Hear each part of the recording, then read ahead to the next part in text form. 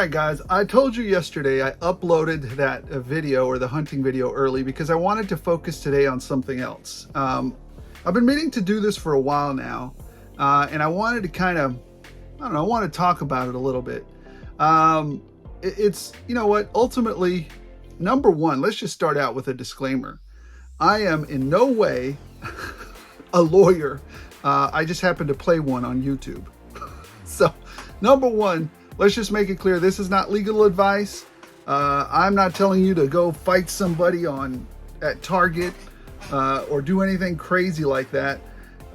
What I am doing is just kind of discussing some of the folly, some of the stupidity, some of the shenanigans, and some of the asinine logic that some of these corporate, I mean, for lack of a better word, corporate idiots, just because you have just because you have money or because you might have a little bit higher education does not mean you're, better than anybody else or that you can't learn. This is one of the biggest follies I think that hits people, is the folly of thinking that you can't learn once you've reached a certain level. That's a mistake. That's a huge mistake. So let's talk a little bit about the street date thing. And if you guys, like I said, I'm not a lawyer. None of this is law advice. Do not. I am going to act on it in the fact that I'm going to send Target specifically a letter on it. And I'm not threatening to sue anybody or threatening to do anything like that. I just want to know more reasons around it. I'm coming at it from a form of curiosity. I want to understand what, maybe I don't have the complete logic of it. So I want to understand that, and I want to, figure that out. And I'll keep you guys updated as to what they say.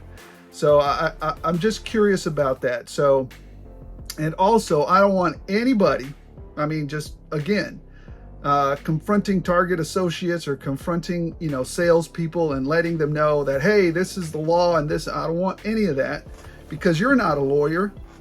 And the dumbest advice sometimes is the some of these dumb lawyers on YouTube.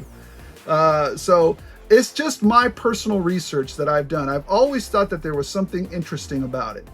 So let's get into some of these, from what I think are logical reasons why you would have things street dated, right? Number one, well, I've got my arguments here, my points here. Let's talk about them. Number one, why would you street date something, right? Logically, why would you do this? As a corporate organization, your number one goal is to build value. Number one, build value for your shareholders if you're publicly traded. Number two, build value for yourself if you're a private entity. And sustainability for your company and making sure that, it continues to be viable into the future. So these are your number one edicts if you're a business, right? And also, to me, if I had my own company, one of the things in there, one of the tenets would be to maybe leave this world better than you found it, or spread joy to this world as much as you can. But that's neither here nor there. So that's your number one tenet as a corporate organization. So why would we street date something? Logically, just thinking to myself, and again, you guys can chime in the comments and tell me if I'm wrong, if you have some corporate experience about it. Number one, street dating stuff. To coordinate a release of a media event. Of media or an event, right? Just making sure that all your ducks are in a row and everything's set up, and you're going to get that kicked out, to your customers, right? So, why would you do that, right? Well, you get an increased demand, right? You get up, this particular event or this particular media is being released. And on that day, you not only have the event, but then you also have all these products available for the event, ready to go. So that causes an increased demand, and you should be able to meet that increased demand. Well, what does it cause? You're advertising that already. You're saying, at this time, it'll be available, right? So, and this is the thing that's available, go get it. What is the other thing that we have? Well, you have increased engagement. The customer's engaged with you by fabricating, a fake, supply shortage, right? So that's another thing that you get from it.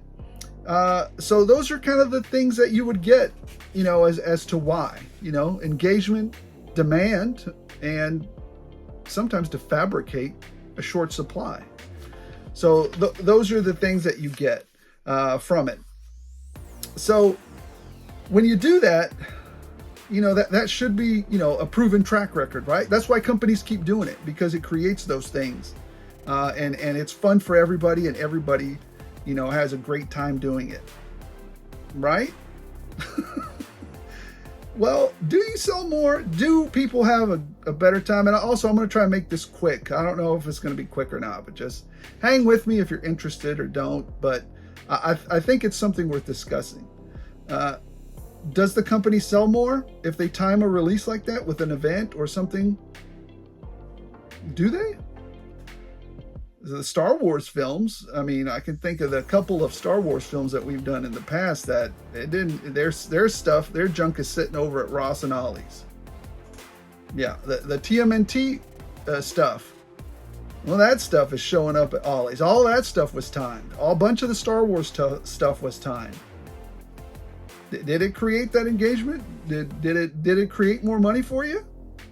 I don't know. It seems like a big loss to me. And the Marvel movies, some of the Marvel movies, a lot of that stuff is showing up, and a lot of that stuff was street dated. So is it creating that value? I don't know. I don't know if it is or not. To me, it's already questionable whether it is. Now, what are the cons of it, right? What's the downside to this street dating stuff, right? Number one, loss of sales. Because if a customer walks into a store and sees the product, then hey, I want to buy it.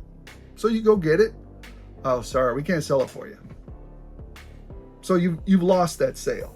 It's not, that item might end up at Ross or Ollie's now, or a liquidation store, or in the dump. Who knows at that point? Who knows? You've lost that sale.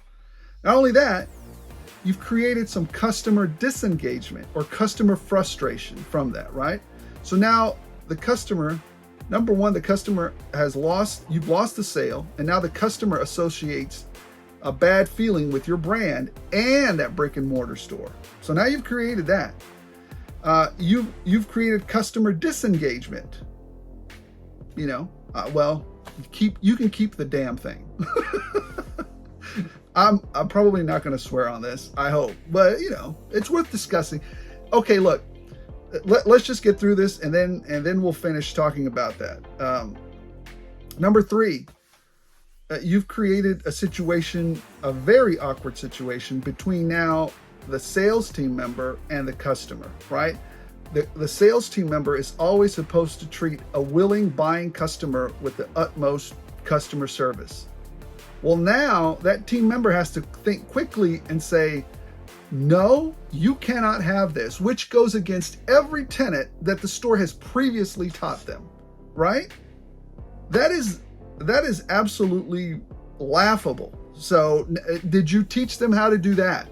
I bet there is no handbook or SOP procedure on how to tell the customer, sorry, you can't buy that because it's a street dated item. I bet there is no SOP for that. I bet the SOP for it is a manager in the back going, call me if that happens. Or if, what do I say then? Or just tell them no. Just tell them no. I bet that's what it is. So, and what ultimately is the cost of all that? The frustration, getting your customers, your team members, upset, getting the customer upset, not getting the sale, right? What else does this do for people? Well, I can tell you, it's super safe.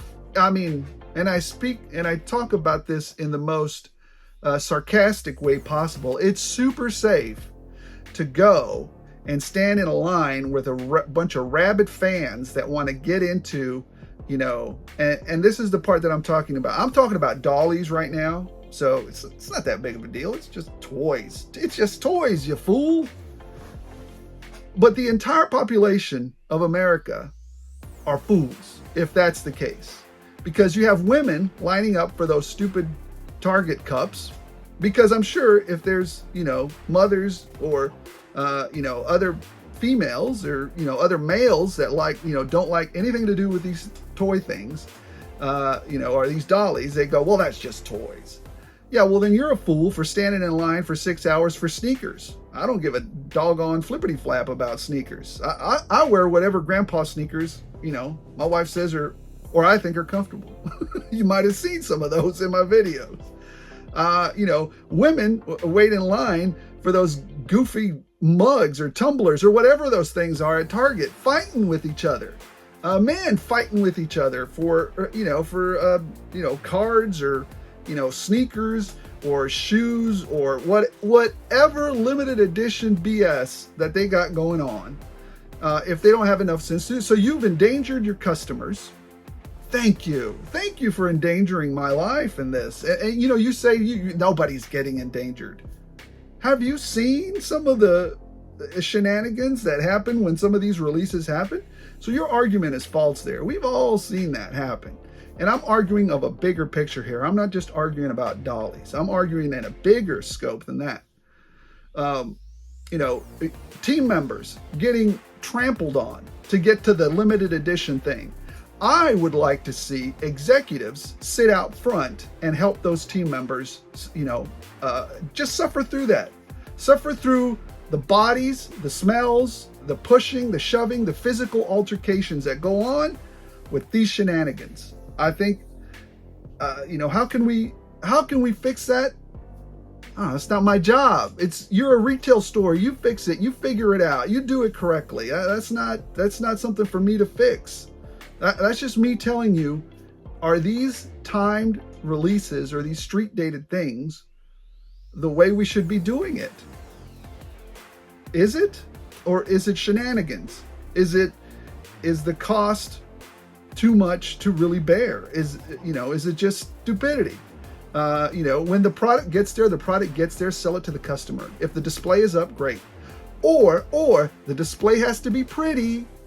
So let's just make sure that we endanger everybody's life by ensuring the display is pretty and then people can get crushed and get it. Or let's make sure that we don't sell it and then get the customer and our employee in an altercation. Some of these things, sometimes people just, they cause their own situations, right? A lot of people are not like, logical thinking human beings. And I say a lot because not everybody, is in this boat, but a lot of people are, get offended when you can't buy a thing and it's sitting there. And I have one more point to bring up. And this point, this is why the whole law thing, I did it at the very front. That's why I said it at the very front. I'm not a lawyer. So, you can go do your own research and check it out. Go have fun doing that. But, a lot of people have started to notice that, hey, you know what? I don't want to be a part of the shenanigans. I don't want to be a part of the physical altercations. I don't want to talk to human beings or have human beings talk to me or get into those altercations because people are crazy. I'm just going to shop online. So I think these timed release things are probably better done online. And now, without revealing too much, it's not hard. Hasbro, you know how to do this. A lot of big companies, Amazon included, they know how to do this. They know how to say, this address gets 2, this address gets 2. Oh, they've ordered again? Cancel it. They've already got to. Programmatically, you're not going to the moon.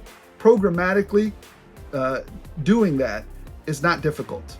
It's just not difficult. So when people say, oh, it's so difficult to stop the bots, it's really not. It's more in line with, I just want to sell a bunch of crap quick. That's all it is. They just want to, and now that goes to rule number 1, sell stuff. But with these time releases in a brick and mortar, don't sell it. Don't sell it. How insane is that? How mentally stable is that circle, right? Don't sell it. Sell it. Don't sell. It's insane. So the other thing I wanted to talk about is, you're starting to see, I think, some of these timed releases, and one of the best examples is the Black Friday stuff, right? Nobody can have these sales until it's time to do the big, Black Friday sale that happens around Thanksgiving, right? I felt this last year. I like to go and see what the deal is.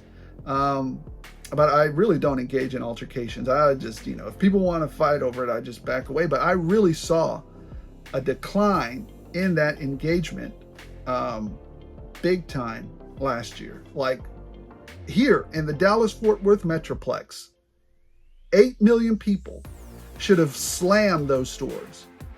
But what I saw instead was like busy on a Thursday night. That's what I saw. Maybe Friday afternoon, not evening, afternoon. So, I think there's a lot of disengagement now with that. But I don't know why corporate America just doesn't slow down and think about what they're doing. If you want a surefire way to continue killing your brick and mortar stores, well, this is one of the ways that you can contribute to it. Cause these shenanigans in the store with this to make it an unpleasant experience, because that's what we want, right? An unpleasant experience for the team member and the customer. Is that what we're forcing? Seems like it. Seems like that's what we're doing. And finally, this is the one part that you can't argue with me on. And if you do, well, I don't care, because if you do it anyways, you're dumb. So, and this is why. Many states have already adopted pretty much a basic standardized, what they call, Deceptive Trade Practices Act, right? It's standard across a bunch of states, right? However, Texas has a more comprehensive, more tailored, Trade and Fair Practice Deceptive Practices Act. Texas. It's a special one. So again, what's right here may not be right in Tennessee, Alaska, Hawaii, Maine. I don't know. Maybe different in your state. All that to say, companies, they tout, we follow all federal, local guidelines and regulations and laws. We are with the law. 100%. Are you? Because Business Commerce Code, Title II, Competition Trade Practices, Chapter 17, Deceptive Trade Practices, Section 17.46, subsection B, point 10. This is what it says. Advertising, displaying goods and services without the intent to sell as advertised. Period. Point blank. That's what it says. So if you have a product advertised on your website, you have a product advertised in your store when you walk in, you have a product sitting there on the shelf, and then you have no intent of selling it to the customer. I think, I'm no lawyer, but I think you've just run afoul of this particular law. So, and here's the other thing. You guys can say, well, what about the contract that binds them to Hasbro, or that binds them to Apple because of their brand new telephone that can't be released at a certain time? If that contract is a contract with illegal subsections within it, that contract is null and void. It's unenforceable. So the number one thing on a contract is you cannot put that, party A and party B do illegal stuff in a contract and then go enforce that in court. What court is going to tell you, cool, yeah, it's got illegal stuff in it, it's enforceable? That's ludicrous. So if it's already running afoul of this particular, it's buried deep in there. So it's buried deep in there. So there's an argument to be made. I'm of the standpoint this is how I would fix this particular item. If that item is out on the floor, whether it's a mistake or not, it needs to be sold. Point blank, period. If it's out on the floor and the customer can get it, can hold onto it, walk up to the register where you are then not selling it. You had no intention of selling it when you put it out. Then you've just run afoul of this law. They've advertised it online. They've advertised it, everywhere else through their releases. They advertised it there in the store. It's there on the shelf. Here, you can buy it at this price. It's this much off. You walk up to the front. No, we have no intention of selling this to you. So I'm going to send this over to Target and see what they say. Again, it's not my intent to file a suit against anybody. It's not, I'm curious. I'm curious as to why we do the things we do. I just would like to know. So anyways, guys, that's been my 2 cents for the day. I just don't think, to me, I don't think the return on investment is there for a timed release. I mean, the other thing that I might do for a timed release is that if you're going to do one of those timed releases, if you're going to endanger people's lives, cause frustration to the customer, endanger your team members' lives by, trying to, keep control of these individuals who you, as a private entity, you really have no lawful ability to do anything. Target has no corporate or federal mandate to do anything. Once you start selling groceries inside your store in Texas, it's a whole other ball of wax, because then you're just not an entity anymore. Then you become something different. I think we'll talk about that later. But then, you're trying to control that when you have no ability to really control that. And so I just don't think that the return on investment is there for some of these brick and mortar stores to be doing these shenanigans. I think it's asinine. I think if the executives really want a taste of this, then they should get down there and they should help corral some of these people so they can see what they're doing and causing. So whoever's bright idea it was to do these things, probably not the best, probably could be done better. Now, if you are going to release these things in a specific way, I would say if you send a pallet distinctly marked, cannot put on floor until such and such date, then that's probably the best way to do it. Do not ship it out to the stores until it's one pallet, locked and loaded, set down, and it clearly says on it, do not set out until such and such a date. Now, if some knucklehead, stock guy or some innocent person just is like, I'm not paying attention today, I just got blinders, I need to put it out here on the floor, puts it out there, well, then if I was the store manager, I would just sell it. Yeah, at that point, you've put it out there, it's being advertised to the general public. You probably should just sell it at that point.